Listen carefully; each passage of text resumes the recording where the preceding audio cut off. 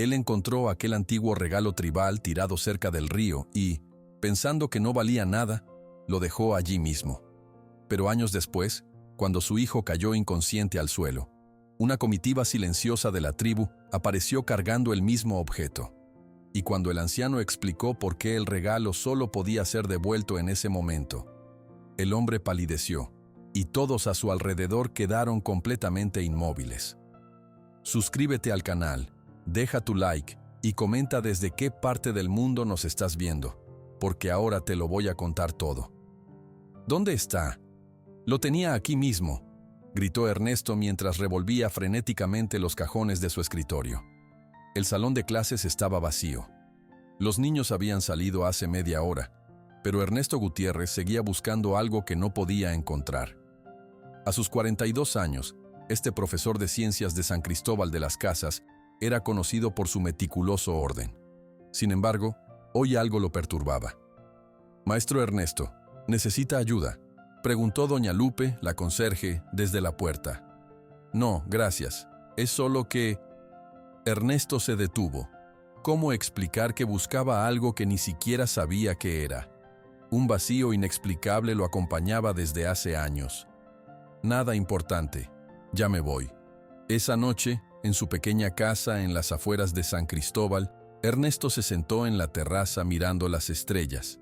Su mente viajó 20 años atrás, cuando era un joven de 22 años trabajando como asistente de investigadores en la selva lacandona. Aquel día de verano había sido especialmente caluroso. Ernesto recordaba haber caminado más lejos de lo permitido, buscando una planta que los científicos necesitaban. «Solo serán 15 minutos», se había dicho a sí mismo mientras se alejaba del campamento. Pero 15 minutos se convirtieron en una hora, y pronto el sol comenzó a ocultarse. Los sonidos de la selva cambiaron. Los pájaros dejaron de cantar, y otros animales comenzaron sus llamados nocturnos. «¡Socorro! ¡Profesor García!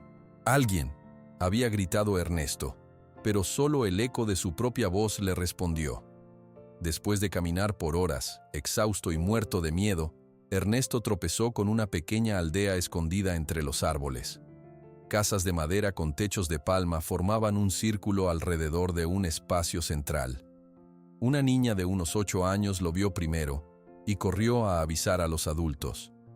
Pronto, varios hombres lo rodearon con expresiones serias, pero no hostiles.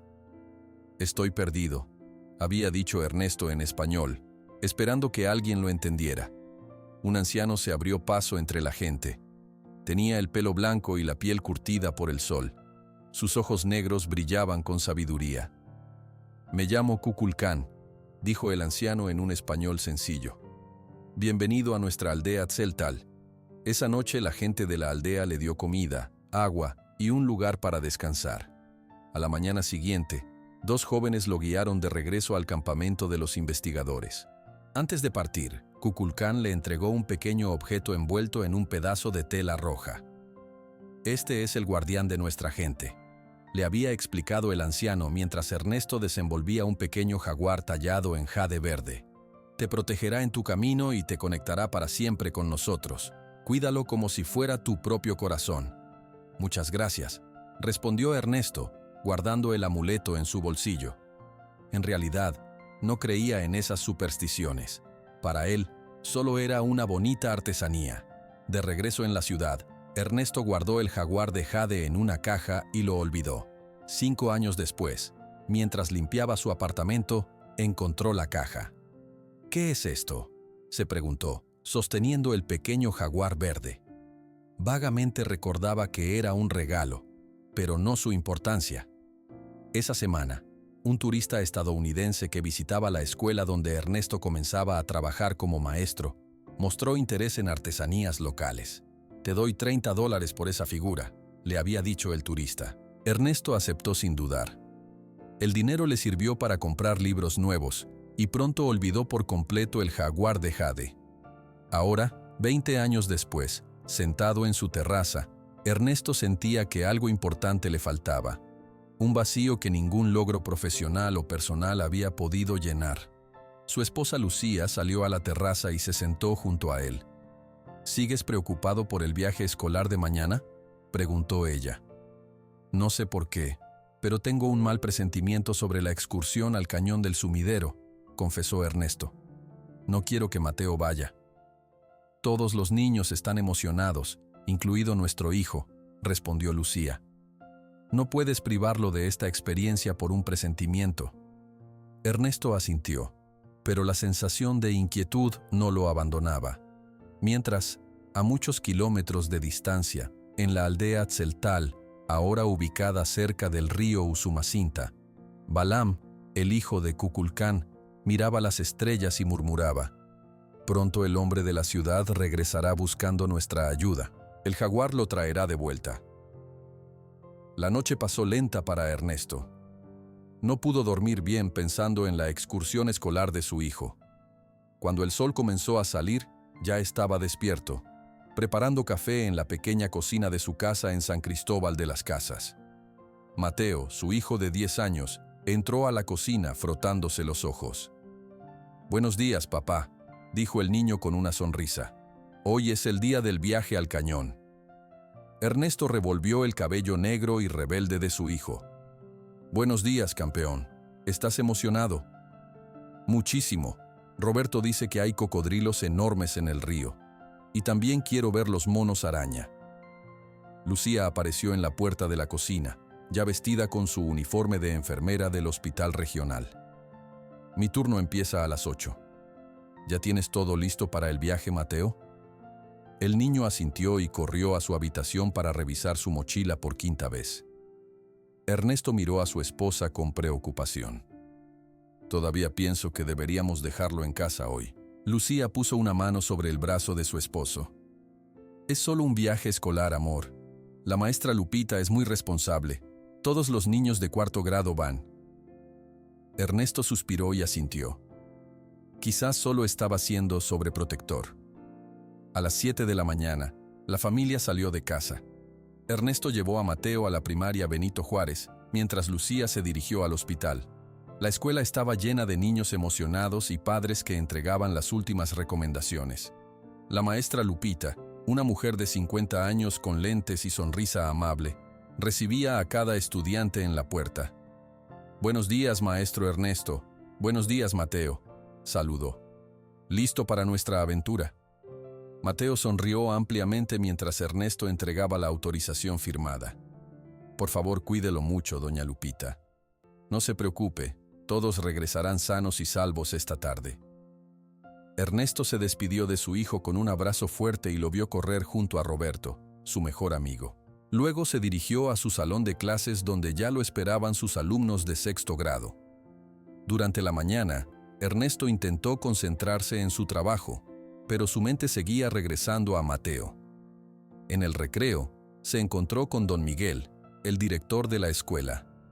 «Pareces preocupado, Ernesto. ¿Todo bien?». «Es por la excursión al cañón. Tengo un presentimiento extraño». Don Miguel sonrió comprensivamente. Todos los padres se preocupan.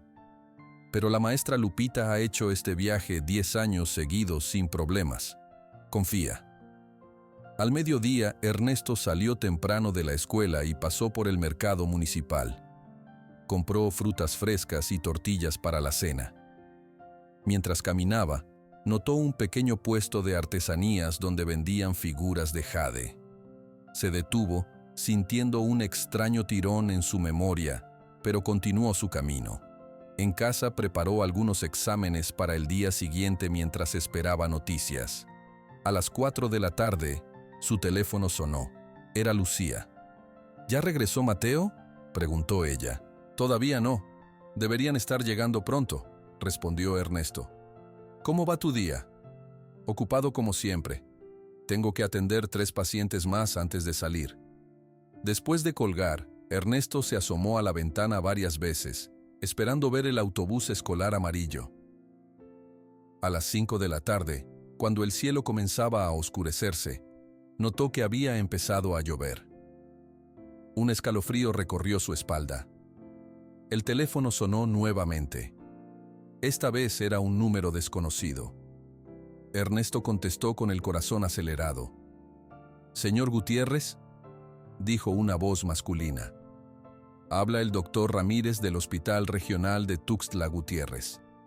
Ernesto sintió que el mundo se detenía. ¿Qué pasó?, preguntó con voz temblorosa. Hubo un accidente con el autobús escolar en el camino de regreso del Cañón del Sumidero. Su hijo Mateo está entre los heridos. ¿Qué tan grave es? Ernesto apenas podía respirar. Necesitamos que venga inmediatamente. Ya hemos contactado a su esposa. Ella está con él ahora. Ernesto dejó caer el teléfono. Su peor temor se había hecho realidad.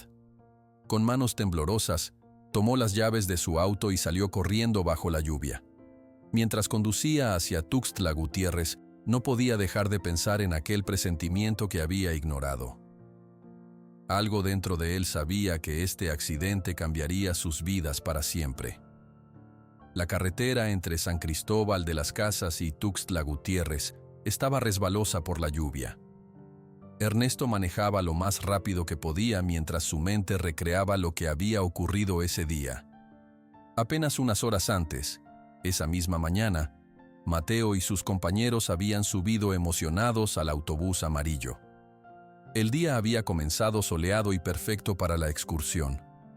Los 30 niños de cuarto grado esperaban en fila mientras la maestra Lupita pasaba lista. Adriana Méndez. Presente, maestra. Carlos Velázquez. Aquí estoy. Mateo Gutiérrez. Presente, maestra Lupita. Mateo se sentó junto a su mejor amigo Roberto en la tercera fila del autobús. Ambos niños llevaban gorras y mochilas con sus almuerzos y botellas de agua. Mateo había guardado también su cuaderno de dibujos para retratar los animales que vieran. ¿Crees que veremos muchos cocodrilos?, preguntó Roberto. Mi papá dice que son muy grandes y tienen muchos dientes, respondió Mateo. Quiero dibujarlos a todos. El conductor del autobús, don Pedro, un señor de 60 años que conocía bien la ruta, arrancó el motor. El viaje desde San Cristóbal hasta el Cañón del Sumidero tomaba casi 2 horas. Durante el camino, los niños cantaban canciones que la maestra Lupita les enseñaba. A la víbora, víbora de la mar. Cantaban todos juntos mientras el paisaje cambiaba gradualmente. La primera parte del viaje transcurrió sin problemas. Llegaron al Cañón del Sumidero cerca de las 10 de la mañana. Los niños bajaron ordenadamente del autobús y formaron parejas para caminar hacia la entrada del parque. Recuerden, niños, dijo la maestra Lupita, no se separen de sus compañeros y siempre escuchen las instrucciones del guía. El cañón era impresionante. Las paredes de roca se elevaban altísimas a ambos lados del río Grijalba. Los niños subieron a un barco para recorrer el río y ver la fauna local. Mateo estaba fascinado. «¡Mira, Roberto! ¡Un mono araña!», gritó emocionado señalando a un árbol cercano. «Y allá hay un cocodrilo», respondió Roberto.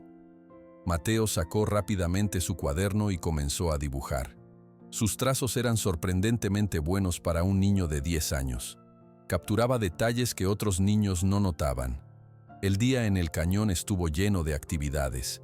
Después del paseo en barco, visitaron el museo del parque, comieron sus almuerzos y jugaron en un área designada.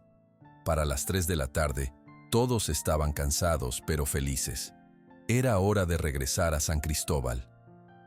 «Todos al autobús, por favor», llamó la maestra Lupita. «Contaré para asegurarme que nadie falte». Los niños subieron al autobús y ocuparon los mismos lugares que en la mañana. Mateo guardó su cuaderno, ahora lleno de dibujos de cocodrilos, monos, aves y peces. Estaba ansioso por mostrarlos a sus padres. El cielo, que había estado despejado toda la mañana, comenzó a nublarse. Cuando llevaban media hora de viaje, empezó a llover ligeramente. «No se preocupen, niños», dijo don Pedro. «Llegaremos a San Cristóbal antes de que la lluvia se ponga fuerte». Pero la lluvia aumentó rápidamente. Las gotas golpeaban con fuerza el parabrisas del autobús. Don Pedro redujo la velocidad y se concentró en la carretera sinuosa. Los niños, que habían estado cantando, ahora estaban callados. «Maestra, tengo miedo», dijo una niña. «Todo está bien, Lupita. respondió la maestra. Don Pedro es un conductor muy experimentado. Fue entonces cuando ocurrió. En una curva muy cerrada, conocida por ser peligrosa, apareció un camión que venía demasiado rápido en dirección contraria. Don Pedro giró el volante para evitar la colisión, pero las llantas del autobús resbalaron en el pavimento mojado. «Agárrense fuerte, niños», gritó don Pedro. El autobús se deslizó hacia el borde de la carretera y golpeó contra la barrera de seguridad. La barrera cedió y el autobús cayó varios metros antes de detenerse contra unos árboles. Dentro del autobús, los niños gritaban asustados. Algunos lloraban, otros llamaban a sus padres. La maestra Lupita, con un corte en la frente, intentaba calmarlos. «Quédense en sus asientos, no se muevan». Roberto sacudió a Mateo, que estaba inmóvil a su lado. «Mateo, Mateo, despierta». Pero Mateo no respondía. Se había golpeado fuertemente la cabeza contra el asiento de enfrente y tenía sangre en su rostro. Las sirenas de ambulancias y policías sonaron a lo lejos. La ayuda venía en camino, pero para Mateo, el tiempo se había detenido. Los paramédicos trabajaron rápidamente para sacar a los niños heridos del autobús. Mateo fue uno de los primeros en ser trasladado al Hospital Regional de Tuxtla Gutiérrez. Cuando Ernesto llegó al hospital, encontró a Lucía llorando en la sala de espera. «¿Dónde está? ¿Cómo está?», preguntó Ernesto con voz temblorosa. «Los doctores están con él ahora», respondió Lucía. «Tiene un golpe muy fuerte en la cabeza». «No responde, Ernesto, no responde». El doctor Ramírez, un hombre de 50 años con cabello entrecano y expresión seria, se acercó a ellos. «Señores Gutiérrez, su hijo está en estado crítico. El golpe causó inflamación en su cerebro. Lo hemos conectado a máquinas para ayudarlo a respirar». «¿Va a despertar?», preguntó Ernesto. El doctor Ramírez bajó la mirada. «No puedo prometerles nada. Las próximas 48 horas son cruciales. Si la inflamación baja, tendrá más posibilidades». 2 semanas pasaron y Mateo seguía sin despertar. Los médicos ya no hablaban de horas cruciales, sino de estado de coma. Ernesto y Lucía se turnaban para estar junto a su cama. Ella iba al hospital después de sus turnos de trabajo, y él pasaba las noches allí.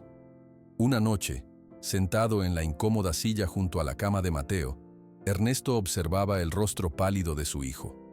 Las máquinas emitían pitidos constantes, el único sonido que indicaba que Mateo seguía vivo. «Por favor, hijo, regresa con nosotros», susurró Ernesto, sosteniendo la pequeña mano inmóvil.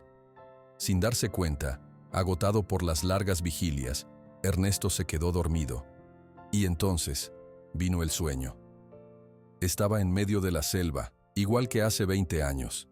Los árboles eran altos y el aire estaba lleno de sonidos de animales. Frente a él apareció un anciano con cabello blanco y piel arrugada. Era Kukulcán, el jefe tzeltal que había conocido en aquella ocasión. «Has roto el vínculo, pero aún hay tiempo», dijo el anciano, sosteniendo en su mano el pequeño jaguar de jade que Ernesto había vendido. «¿Tiempo para qué?», preguntó Ernesto en el sueño. «Para salvar a tu hijo. El jaguar puede traerlo de vuelta». Ernesto despertó sobresaltado. El reloj de la pared marcaba las 3 de la madrugada. Su corazón latía fuertemente. Por primera vez en 20 años, recordaba claramente aquel encuentro en la selva lacandona y el valor del regalo que había despreciado. Cuando Lucía llegó al hospital esa mañana, encontró a Ernesto con una expresión diferente en su rostro. «Tengo que contarte algo que ocurrió hace mucho tiempo», dijo Ernesto. Le habló entonces del encuentro con la tribu tzeltal cuando era joven, del jaguar de jade que le habían regalado y cómo lo había vendido sin entender su importancia. También le contó sobre su sueño. «Creo que tengo que encontrar esa aldea otra vez. Tengo que pedir su ayuda para Mateo». Lucía lo miró como si hubiera perdido la razón. «Ernesto, nuestro hijo necesita medicina, no supersticiones. Los doctores están haciendo todo lo posible». «¿Y qué han logrado en 2 semanas?», respondió Ernesto, su voz mezclada con desesperación y esperanza. «No digo que abandonemos el tratamiento médico, pero ¿Qué perdemos intentando esto también? En ese momento, el doctor Ramírez entró en la habitación para su revisión matutina. «Doctor, ¿hay algún cambio?», preguntó Lucía. «Lo siento, pero la situación sigue igual. Hemos probado diferentes tratamientos, pero la respuesta de Mateo es mínima. La verdad es que estamos en un punto donde la medicina tiene sus límites». Estas palabras impactaron a Lucía. Miró a su hijo, conectado a todas esas máquinas, y luego a su esposo. «¿De verdad crees que esa gente puede ayudar?», preguntó finalmente. «No lo sé con certeza», respondió Ernesto, «pero siento que debo intentarlo». Después de mucho hablar, Lucía aceptó que Ernesto viajara a la selva lacandona. Ella se quedaría cuidando a Mateo. Esa tarde, Ernesto preparó una mochila con lo necesario para el viaje: ropa, agua, una linterna y un mapa de Chiapas. Antes de salir, visitó el hospital una vez más para despedirse. «Volveré pronto con ayuda», susurró a Mateo mientras besaba su frente. «Resiste, hijo». Lucía lo acompañó hasta la puerta del hospital. «Ten cuidado, la selva es peligrosa. Encontraré esa aldea y traeré ayuda para nuestro hijo», prometió Ernesto. «No me rendiré». Con determinación en su mirada, Ernesto subió al autobús que lo llevaría a Ocosingo, el primer paso en su viaje hacia la selva lacandona, en busca de una esperanza que la medicina moderna no podía ofrecer. El autobús avanzaba lentamente por la carretera llena de curvas hacia Ocosingo. Ernesto miraba por la ventana, observando cómo el paisaje cambiaba. Los edificios de la ciudad quedaban atrás y aparecían más árboles y montañas verdes. El viaje duró 5 horas. Cuando finalmente llegó a Ocosingo, ya era tarde. Ernesto buscó un pequeño hotel cerca de la terminal de autobuses. Su habitación era simple: una cama, una mesa y una silla. Esa noche casi no durmió, pensando en Mateo y en cómo encontraría una aldea que había visitado hace 20 años. A la mañana siguiente, Ernesto salió temprano y preguntó a varios habitantes locales sobre comunidades tzeltal en la zona.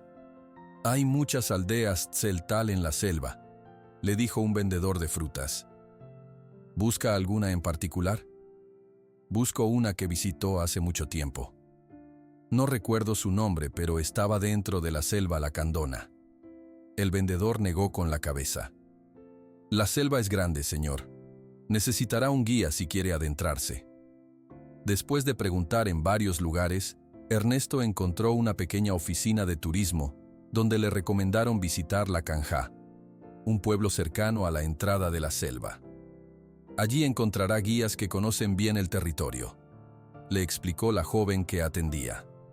Ernesto tomó un transporte colectivo hacia La Canja. El viaje duró otras 3 horas por caminos cada vez más rústicos. Al llegar, encontró un pequeño asentamiento con casas de madera y techos de palma. Había algunos turistas extranjeros que venían a conocer las ruinas mayas y la biodiversidad de la selva. «Necesito un guía que conozca bien las comunidades tzeltal de la zona», preguntó Ernesto a un hombre que ofrecía paseos turísticos. «Yo solo llevo a los turistas a las ruinas y a las cascadas», respondió el hombre. «Pero conozco a alguien que puede ayudarte. Busca a Manuel Gómez. Su casa está al final del camino, la que tiene flores rojas en la entrada». Ernesto siguió las indicaciones y encontró la casa. Afuera estaba un hombre de unos 50 años, bajo y fuerte, arreglando una red de pesca. «¿Manuel Gómez?», preguntó Ernesto. «Sí, soy yo», respondió el hombre levantando la mirada. «¿En qué puedo ayudarlo?». «Me llamo Ernesto Gutiérrez. Necesito encontrar una aldea tzeltal que visité hace 20 años cuando trabajaba con investigadores. Es muy importante». Manuel lo invitó a sentarse en un banquito de madera frente a su casa. «¿Por qué busca esa aldea después de tanto tiempo?». Ernesto le contó todo: el accidente de Mateo, su estado de coma, el sueño con Cuculcán y el jaguar de jade que había vendido. «Mi hijo se muere, señor Gómez. Los médicos ya no saben qué hacer. Necesito encontrar esa aldea y pedir su ayuda». Manuel escuchó atentamente. Cuando Ernesto terminó su historia, se quedó en silencio por un momento. «He vivido cerca de la selva toda mi vida y conozco muchas comunidades tzeltal. dijo finalmente. Pero necesito más detalles para encontrar la que busca. Estaba cerca de un río pequeño. Tenían casas de madera en círculo alrededor de un espacio central. El jefe se llamaba Kukulcán. Manuel asintió lentamente. Creo saber de qué comunidad habla, pero ya no están donde los encontró. Los Tzeltal que usted menciona se trasladaron más al norte, cerca del río Usumacinta, después de que una compañía maderera intentó apoderarse de sus tierras hace unos 10 años. ¿Puede llevarme allí?, preguntó Ernesto, sintiendo que su corazón se aceleraba con esperanza. Es un viaje difícil. 2 días caminando por la selva. Hay que cruzar ríos y partes donde no hay camino. ¿Está preparado? Haré lo que sea necesario por mi hijo. Manuel aceptó guiarlo. Le pidió a Ernesto que comprara provisiones: agua, comida enlatada, repelente para mosquitos y una hamaca para dormir. Partirían al amanecer del día siguiente. Esa noche, Ernesto llamó a Lucía desde el único teléfono público de la Canja. ¿Cómo está Mateo?, fue su primera pregunta. Igual, respondió Lucía con voz cansada. ¿Has tenido suerte? Encontré un guía que conoce la zona. Cree saber dónde está la aldea ahora. Salimos mañana temprano. Ten cuidado, Ernesto. Te necesitamos de vuelta, con o sin ayuda. A la mañana siguiente, antes de que saliera el sol, Ernesto y Manuel comenzaron su viaje hacia lo profundo de la selva lacandona, en busca de una aldea que podría salvar la vida de Mateo. La selva lacandona era densa y calurosa. Manuel caminaba adelante, abriendo camino con su machete entre la vegetación. Ernesto lo seguía con dificultad, sudando y espantando mosquitos. Después de 2 días caminando, cruzando pequeños ríos y durmiendo en hamacas bajo los árboles, ambos hombres estaban cansados. Ya estamos cerca, dijo Manuel durante la tarde del segundo día. El río Usumacinta debe estar a unas 2 horas de aquí.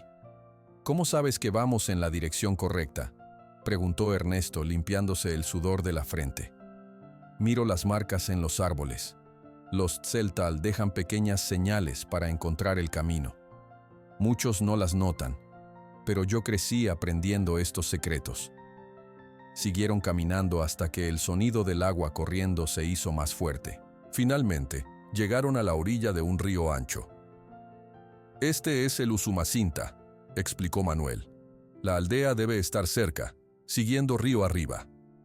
Caminaron junto al río durante otra hora. El sol comenzaba a bajar cuando Manuel se detuvo de repente y señaló entre los árboles. Allí, ¿ve esas casas? Ernesto miró donde señalaba su guía. Entre la vegetación podía distinguir varias casas de madera con techos de palma, dispuestas en círculo alrededor de un espacio central. Era muy parecido a lo que recordaba de hace 20 años. Es igual a la aldea que conocí, exclamó Ernesto con emoción. Al acercarse, unos niños que jugaban cerca los vieron primero. Gritaron algo en su idioma y corrieron hacia las casas. Pronto, varios hombres salieron a su encuentro. Llevaban ropa sencilla pero limpia, y algunos tenían cintas de colores en el pelo. Uno de ellos, de unos 40 años, con rostro serio pero no hostil, se adelantó y habló en español. ¿Quiénes son y qué buscan en nuestra aldea? Manuel dio un paso adelante. Mi nombre es Manuel Gómez, soy guía en la Canja.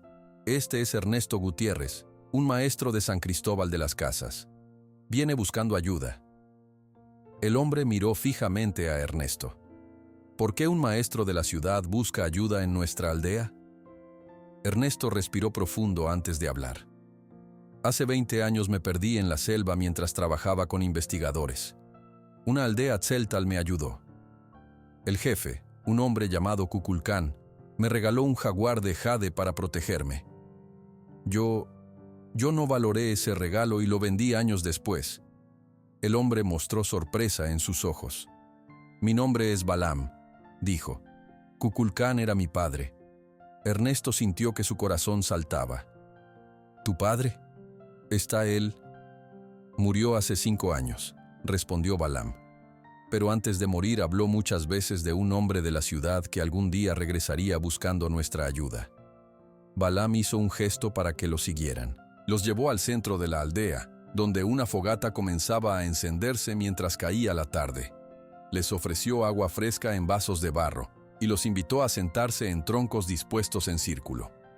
«Cuéntame por qué has vuelto después de tanto tiempo», pidió Balaam. Ernesto explicó todo. El accidente de Mateo, su estado de coma, los doctores que ya no sabían qué hacer, y el sueño donde Kukulcán aparecía con el jaguar de jade diciendo que aún había tiempo. «Mi hijo tiene 10 años», dijo Ernesto con voz quebrada. «Es un niño especial, siempre conectado con la naturaleza. Dibuja animales de la selva aunque nunca ha estado aquí, y ahora está muriendo y no puedo hacer nada para salvarlo». Cuando terminó de hablar, Ernesto agachó la cabeza, avergonzado por las lágrimas que no podía contener. Balaam guardó silencio un momento, mirando el fuego. «Mi padre sabía que esto pasaría», dijo finalmente. «El jaguar de jade no era solo un adorno. Era un protector y un vínculo entre nuestros pueblos. Al rechazarlo, rechazaste nuestra sabiduría, pero al volver, demuestras que estás listo para aprender». Balaam se levantó y llamó a otros 3 ancianos de la aldea. Hablaron en lengua tzeltal por varios minutos. Ernesto esperaba nervioso, sin entender lo que decían. Finalmente, Balaam volvió a sentarse frente a Ernesto. «Existe otro jaguar de jade, hermano del que mi padre te regaló. Ha estado guardado en una cueva sagrada durante generaciones. Si podemos encontrarlo, quizás podamos ayudar a tu hijo». «¿Dónde está esa cueva?», preguntó Ernesto, sintiendo que una chispa de esperanza se encendía en su interior. «A un día de camino de aquí, detrás de una cascada. Pero no será fácil llegar allí. Hay peligros en el camino». «Haré lo que sea necesario», afirmó Ernesto. «Entonces descansen esta noche», dijo Balaam. «Mañana, al amanecer, yo mismo los guiaré a la cueva sagrada». El amanecer llegó rápido. Ernesto despertó en la pequeña casa de madera donde los aldeanos lo habían hospedado. Afuera ya se escuchaban voces. Se vistió rápido y salió para encontrar a Balaam hablando con 3 personas de la aldea. «Buenos días», saludó Balaam. «Ya estamos listos para salir». Ernesto miró a los 3 acompañantes que Balaam había elegido. Una mujer mayor de pelo gris y rostro arrugado, un joven fuerte con un machete en la cintura, y Manuel, su guía original. «Ella es Rosa», presentó Balaam, señalando a la anciana. «Es nuestra curandera y conoce todas las plantas medicinales de la selva». Rosa asintió con una sonrisa tranquila. «Este es Diego», continuó Balaam indicando al joven. «Nos ayudará a abrir camino y enfrentar cualquier peligro». Diego hizo un gesto con la cabeza. Parecía tener unos 20 años y se movía con agilidad. Antes de partir, realizaron una pequeña ceremonia junto a la fogata central. Rosa quemó unas hierbas que desprendían un humo aromático. Todos formaron un círculo alrededor del fuego. «Pedimos permiso a los espíritus de la selva para entrar en lugares sagrados», explicó Balaam a Ernesto. «Bebe esto». Balaam le ofreció una taza pequeña con un líquido oscuro. Ernesto dudó un momento, pero luego bebió. Tenía sabor amargo, pero no desagradable. Cuando terminó la ceremonia, el grupo emprendió la marcha. Diego iba primero, abriendo camino con su machete entre la vegetación densa. Balaam lo seguía, luego Ernesto, y Rosa y Manuel cerraban la fila. «¿Qué tan lejos está la cueva?», preguntó Ernesto después de caminar varias horas. «Llegaremos antes de que oscurezca», respondió Balaam. «La cueva está detrás de una cascada, en una zona poco visitada de la selva». Durante el camino, Rosa se detenía frecuentemente para recoger plantas y hierbas que guardaba en pequeñas bolsas de tela. «Estas plantas son necesarias para la ceremonia de curación», explicó a Ernesto. «Cada una tiene su propósito». El terreno se volvió más difícil a medida que avanzaban. Subieron colinas empinadas y cruzaron arroyos poco profundos. A pesar del cansancio, Ernesto seguía adelante pensando en Mateo. «Tu hijo debe ser muy especial», comentó Rosa mientras caminaban. «No cualquier niño recibe la atención de los espíritus». Siempre ha sido diferente, respondió Ernesto. Desde pequeño dibuja animales de la selva con gran detalle, aunque nunca ha estado aquí. Eso no es coincidencia, dijo Rosa. El espíritu del jaguar ya estaba conectado con él. A mediodía pararon para descansar y comer. Diego trajo frutas frescas y Rosa preparó una bebida con hierbas para darles energía. ¿Qué encontraremos en la cueva?, preguntó Ernesto a Balaam mientras comían. Además del jaguar de Jade, hay peligros, respondió Balaam seriamente. La cueva tiene trampas para proteger nuestros tesoros sagrados. Debes seguirnos exactamente y no tocar nada sin permiso. Después de descansar, continuaron el viaje. La selva cambiaba a su alrededor. Los árboles eran más altos y el sonido de agua corriendo se hacía más fuerte. Finalmente, a media tarde, llegaron a un claro donde una cascada caía desde lo alto de una pared de roca. El agua formaba una poza amplia de agua cristalina. La entrada a la cueva está detrás de la cascada, explicó Balaam. Tenemos que nadar hasta allí. Diego fue el primero en entrar al agua. Nadó con fuerza hacia la cascada, mostrando el camino. Balaam indicó a Ernesto que lo siguiera. Nada cerca de la orilla de la cascada, no por el centro donde el agua cae con más fuerza, advirtió. Ernesto se quitó la camisa y los zapatos, dejándolos con su mochila que Manuel cuidaría. Entró al agua fría y comenzó a nadar. No era fácil. La corriente cerca de la cascada era fuerte y el ruido ensordecedor. Siguiendo a Diego, Ernesto logró pasar por un lado de la cascada, donde había un pequeño espacio entre el agua que caía y la pared de roca. Detrás descubrieron la entrada de una cueva oscura. Balaam y Rosa llegaron poco después. Diego ya había encendido antorchas que iluminaban la entrada de la cueva. «Este lugar es sagrado para nuestra gente», dijo Balaam mientras tomaban las antorchas. «Solo los curanderos y jefes conocen su ubicación». Entraron en la cueva, donde el aire era fresco y húmedo. Las paredes estaban decoradas con pinturas antiguas que mostraban jaguares, hombres y símbolos que Ernesto no entendía. «Ahora comienza la parte más difícil», advirtió Balaam. «La cueva tiene varios niveles y pruebas. Sigan exactamente mis pasos». El grupo avanzaba lentamente dentro de la cueva. La luz de las antorchas creaba sombras en las paredes decoradas con dibujos antiguos. Balaam iba primero, señalando dónde pisar y qué rocas evitar. «Esta piedra redonda parece normal, pero si la pisas, caerán rocas del techo», advirtió Balaam a Ernesto. Pasaron por un túnel tan estrecho que tuvieron que arrastrarse. Después, llegaron a un espacio más amplio donde cientos de murciélagos colgaban del techo. «No hagan ruido fuerte», susurró Rosa. «Si los murciélagos se asustan y vuelan todos juntos, las antorchas se apagarán». Atravesaron este espacio caminando muy despacio. Luego encontraron un abismo en el suelo que debían saltar. «No es muy ancho, pero debes saltar con fuerza», indicó Diego a Ernesto. «Yo iré primero». Diego saltó sin problema. Luego Balaam. Cuando fue el turno de Ernesto, sintió miedo pero pensó en su hijo y saltó. Rosa, a pesar de su edad, lo hizo con sorprendente agilidad. Finalmente, después de pasar varias pruebas más, llegaron a una pequeña cámara circular. Un agujero en el techo dejaba entrar un rayo de luz que iluminaba el centro de la cámara.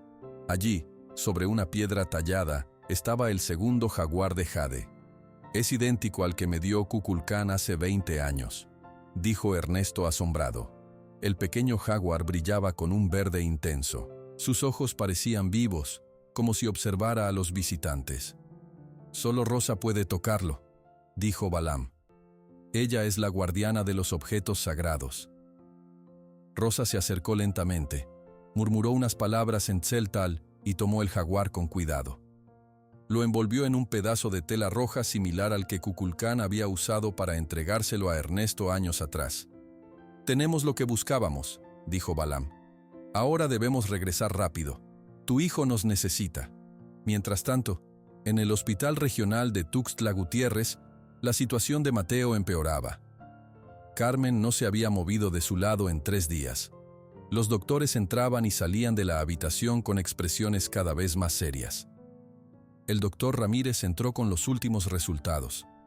«Señora Hernández, tengo que ser sincero con usted», dijo con voz suave. «Los signos vitales de Mateo están bajando. La inflamación en su cerebro no responde a los medicamentos. Debemos prepararnos para...» «No lo diga», interrumpió Carmen. «Mi esposo está buscando ayuda. Necesitamos más tiempo». El doctor Ramírez puso su mano en el hombro de Carmen. «Estamos haciendo todo lo posible, pero hay límites que la medicina no puede superar». Cuando el doctor salió, Carmen rompió a llorar, sosteniendo la mano fría de su hijo. En ese momento, alguien tocó suavemente la puerta. Era una mujer mayor indígena, con el pelo gris trenzado y un vestido tradicional colorido. «¿Quién es usted?», preguntó Carmen secándose las lágrimas. «No se permiten visitas excepto familiares». «Me llamo Josefina», respondió la anciana en español claro. «Vengo de parte de los Tzeltal. Su esposo encontró nuestra aldea y está regresando con ayuda para su hijo». Carmen miró a la mujer con desconfianza. «¿Cómo sé que dice la verdad? ¿Cómo me encontró?» «Su esposo lleva una foto suya y de su hijo. Nos mostró dónde trabaja usted en este hospital. Y sé que su hijo dibuja animales de la selva, aunque nunca ha estado allí». Carmen se sorprendió. Solo Ernesto podría haber contado ese detalle. «¿Qué quiere?», preguntó más dispuesta a escuchar. «Debemos preparar a su hijo para cuando llegue el jaguar de Jade. Yo le ayudaré». De su bolsa, Josefina sacó pequeñas piedras de río pulidas y hierbas secas. «Ponga estas piedras alrededor de la cama de su hijo. Son del río sagrado y crean un círculo de protección». Carmen dudó, pero recordó que los médicos ya habían dicho que no podían hacer más. Con cuidado, colocó las piedras como le indicaba Josefina. La anciana encendió un pequeño puñado de hierbas que comenzó a emitir un humo aromático. Una enfermera entró y frunció el ceño. «No puede hacer eso aquí, señora. Va contra las reglas del hospital». «Por favor», suplicó Carmen. «No hace daño a nadie y es importante para nuestra cultura». La enfermera iba a protestar cuando el doctor Ramírez entró en la habitación. «¿Qué sucede aquí?», preguntó. Carmen explicó rápidamente quién era Josefina y lo que estaban haciendo. Para su sorpresa, el doctor no se opuso. «He trabajado en comunidades indígenas antes de venir a este hospital», dijo el doctor Ramírez. «Respeto sus prácticas. Mientras no interfieran con los equipos médicos, pueden continuar». Mientras Carmen y Josefina preparaban la habitación de Mateo, Ernesto y el grupo Tzeltal habían salido de la cueva y emprendían el regreso a toda prisa. «Debemos llegar antes del amanecer de mañana», dijo Balam. «Es cuando el espíritu del jaguar es más fuerte». Viajaron sin descanso, cruzando ríos y atravesando partes densas de la selva. Cuando llegaron a la aldea, Manuel consiguió un auto que los llevara hasta Ocosingo, y de allí tomaron un autobús directo a Tuxtla Gutiérrez. Durante el viaje, Ernesto llamó a Carmen desde un teléfono público. «Llegamos a la cueva.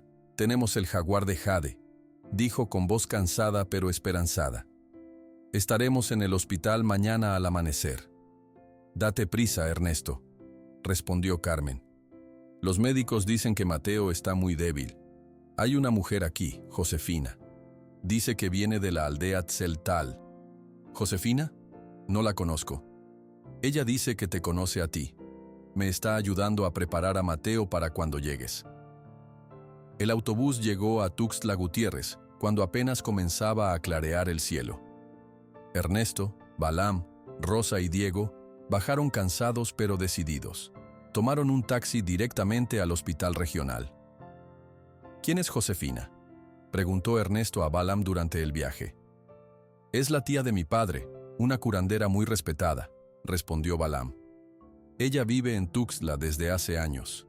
La llamamos cuando salimos de la aldea para que preparara el camino». Cuando llegaron al hospital, el sol apenas comenzaba a asomarse. Las enfermeras del turno de la noche los miraron con curiosidad. No era común ver a personas con ropas tradicionales indígenas a esa hora. Ernesto los guió hasta la habitación de Mateo. Al entrar, encontraron a Carmen junto a una anciana que debía ser Josefina. El cuarto estaba en penumbra, iluminado solo por pequeñas velas. Las piedras de río formaban un círculo alrededor de la cama donde Mateo yacía inmóvil, conectado a máquinas. «¡Ernesto!». Carmen corrió a abrazarlo. Llegaron justo a tiempo. Los médicos dicen que no pasará de hoy. Josefina saludó a Balaam y a Rosa con palabras en tzeltal. Luego examinaron juntos a Mateo. La máquina que monitoreaba sus signos vitales emitía pitidos cada vez más lentos. «Podemos intentar la ceremonia de curación», dijo Balaam a Ernesto. «Pero necesitamos el permiso del hospital y debemos empezar ahora mismo». En ese momento el doctor Ramírez entró a la habitación para su revisión matutina. Se sorprendió al ver tantas personas. «¿Qué significa esto?», preguntó mirando las velas y piedras. Ernesto le explicó quiénes eran sus acompañantes y lo que planeaban hacer. El doctor escuchó con atención. «La medicina moderna ha hecho todo lo posible», dijo finalmente. «No tenemos nada que perder. Pueden proceder, pero yo debo estar presente para monitorear a Mateo». El doctor Ramírez dio instrucciones a las enfermeras para que nadie interrumpiera durante las próximas horas, a menos que fuera una emergencia. Rosa comenzó a preparar un ungüento con las plantas recogidas en la selva. Mezcló hojas, raíces y flores secas en un pequeño mortero que sacó de su bolsa. Mientras tanto, Diego y Balaam movieron los muebles para tener más espacio alrededor de la cama. «Coloquen el jaguar de jade sobre su pecho», indicó Rosa. Balaam desenvolvió cuidadosamente la pequeña figura verde y la puso sobre el pecho de Mateo, justo encima de su corazón. Luego, Rosa aplicó el ungüento en la frente, las sienes, el pecho y las manos del niño. «Ernesto y Carmen, siéntense uno a cada lado de la cama y tomen las manos de su hijo», dijo Balaam. Obedecieron, sentándose en sillas a ambos lados de Mateo. El doctor Ramírez observaba todo desde un rincón, tomando notas ocasionales. La ceremonia comenzó cuando Balaam empezó a cantar en lengua tzeltal. Su voz era suave y repetitiva, como un arrullo. Rosa y Diego se unieron al canto, creando una armonía que llenaba la habitación. Aunque Ernesto y Carmen no entendían las palabras, sentían una energía especial a su alrededor. Durante horas continuaron cantando. A veces, Balaam tomaba el jaguar de jade y lo movía en círculos sobre Mateo. Otras veces, Rosa aplicaba más ungüento en diferentes partes del cuerpo del niño. Diego mantenía el ritmo con un pequeño tambor que había traído. Ernesto y Carmen permanecían en silencio, concentrados en su hijo, apretando suavemente sus manos frías. A medida que avanzaba la mañana, ambos entraron en un estado casi hipnótico, medio dormidos, pero conscientes de todo lo que ocurría. «Miren», dijo el doctor Ramírez en voz baja, señalando el monitor. «Su ritmo cardíaco se está estabilizando». Fuera de la habitación, el hospital continuaba con su rutina normal. Adentro, el tiempo parecía detenerse. El canto de los tzeltal subía y bajaba como las olas del mar. Cerca del mediodía, cuando los rayos del sol entraban directamente por la ventana e iluminaban la cama, algo extraordinario ocurrió. El jaguar de jade sobre el pecho de Mateo pareció brillar con luz propia durante un instante. Balaam intensificó su canto, y Rosa aplicó el último ungüento en los párpados de Mateo. En ese momento, Carmen sintió un ligero movimiento. Los dedos de Mateo se habían movido dentro de su mano. «Ernesto», susurró. «Sus dedos se movieron». Todos miraron atentamente al niño. Lentamente, como si despertara de un sueño muy profundo, Mateo abrió los ojos. Parpadeó varias veces, tratando de enfocar la vista. «¿Mamá?». Su voz era apenas audible, áspera por semanas sin uso. «¿Papá?». Carmen rompió a llorar, abrazando a su hijo. Ernesto se quedó inmóvil, incapaz de creer lo que veía. El doctor Ramírez se acercó rápidamente a revisar los signos vitales de Mateo. «Esto es increíble», murmuró el médico. «La inflamación cerebral está disminuyendo. Sus signos vitales se están normalizando. Balaam sonrió y tomó el jaguar de jade del pecho de Mateo. El espíritu del jaguar ha entrado en él, dijo. Ha regresado del mundo de las sombras. ¿Qué pasó?, preguntó Mateo débilmente. Recuerdo el autobús, y luego estaba en un lugar verde, muy grande. Había un jaguar que me hablaba. Ernesto y Carmen intercambiaron miradas de asombro. Descansa, hijo, dijo Ernesto acariciando su cabello. Estás de vuelta con nosotros, es lo único que importa. Los médicos no podían explicar la recuperación de Mateo. En pocas semanas, el niño que estaba al borde de la muerte no solo estaba despierto, sino que caminaba por los pasillos del hospital, hablando y sonriendo como si nunca hubiera estado en coma. Nunca he visto nada igual, dijo el doctor Ramírez a Ernesto y Carmen mientras revisaba los últimos exámenes. No hay daño cerebral. Es como si el accidente nunca hubiera ocurrido. Lo más sorprendente para todos era que Mateo había empezado a hablar palabras en tzeltal, un idioma que nunca había escuchado antes. «Mamá, ¿dónde está mi Cux?», preguntó Mateo una mañana. «¿Qué es Cux, hijo?», preguntó Carmen. El jaguar verde», respondió Mateo. «Lo necesito cerca». Balaam, que visitaba a Mateo todos los días junto con Rosa, sonrió al escucharlo. «Cux significa corazón o vida en nuestro idioma», explicó. «Así llamamos al jaguar de jade». Ernesto trajo el pequeño jaguar que ahora guardaban en una caja especial. Mateo lo tomó en sus manos y sonrió contento. 3 meses después del despertar milagroso, la familia Gutiérrez estaba reunida en su casa en San Cristóbal. Mateo dibujaba en su cuaderno mientras Ernesto y Carmen conversaban en voz baja. «¿Estás seguro de esta decisión?», preguntó Carmen. «Dejar nuestros trabajos, vender la casa». «Nunca he estado más seguro de algo», respondió Ernesto. «Cerca de la aldea tzeltal, Mateo podrá aprender de ellos. Y nosotros también».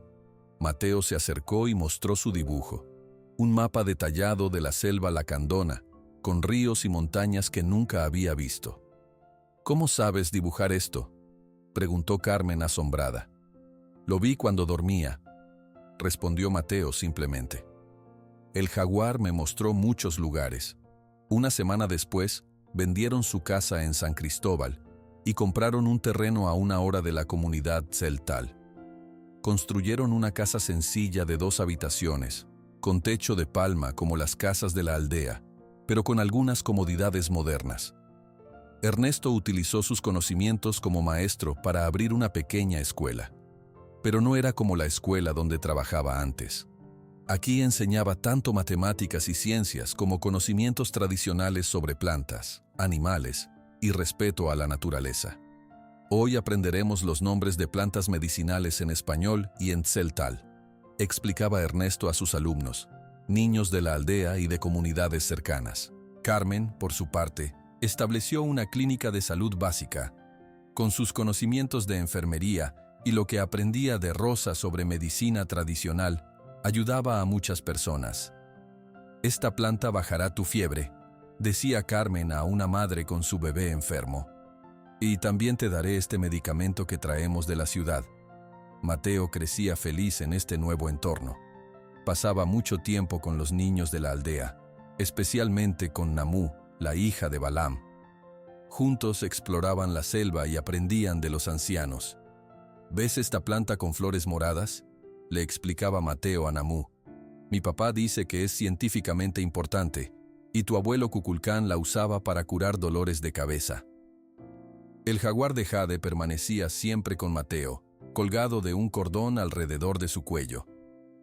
Balaam le había enseñado a cuidarlo y respetarlo como un objeto sagrado. 3 años pasaron rápidamente. El día que Mateo cumplió 13 años, la comunidad tzeltal organizó una ceremonia especial. En el centro de la aldea, frente a todos los habitantes y con Ernesto y Carmen observando orgullosos, Balaam presentó a Mateo. «Este joven llegó a nosotros entre la vida y la muerte», dijo Balaam. «El espíritu del jaguar lo escogió para ser un puente entre nuestros mundos. Hoy lo reconocemos como guardián del conocimiento». Mateo se adelantó, vestido con ropa tradicional tzeltal, pero con zapatos modernos, un símbolo de sus dos mundos. «Prometo proteger la sabiduría de los tzeltal y compartirla con respeto», dijo Mateo en tzeltal y luego en español. «También llevaré el conocimiento moderno a nuestra gente, para que podamos vivir en armonía con la naturaleza y el progreso». Balaam colocó sobre la cabeza de Mateo una banda tejida con símbolos antiguos. La comunidad aplaudió y comenzó una celebración con música, comida y bailes que duró hasta la noche. Bajo la luz de la luna, Ernesto y Carmen observaban a su hijo bailando con los demás jóvenes. «¿Imaginaste alguna vez que terminaríamos aquí cuando te conté sobre mi sueño con el jaguar?», preguntó Ernesto. «Nunca», sonrió Carmen. «Pero ahora no puedo imaginar una vida diferente». El jaguar de jade brillaba suavemente en el pecho de Mateo, recordándoles que a veces debemos perder algo valioso para encontrar algo aún más importante, una nueva forma de ver el mundo, donde la ciencia y la tradición no se oponen, sino que se complementan para crear algo más valioso que la suma de sus partes.